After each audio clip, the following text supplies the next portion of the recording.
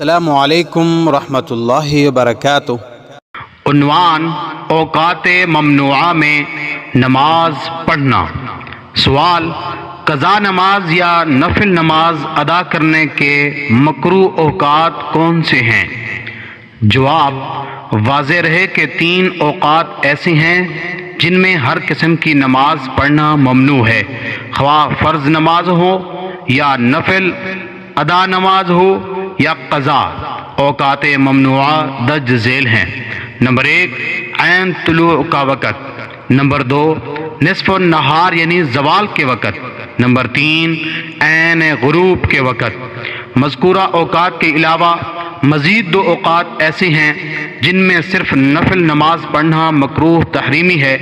Number 1، صبح صادق سے طلوع آفتاب یعنی نماز فجر کا وقت شروع ہونے سے لے کر اشراق کا وقت ہونے تک۔ نمبر 2، عصر کی نماز ادا کرنے کے بعد سے غروب تک۔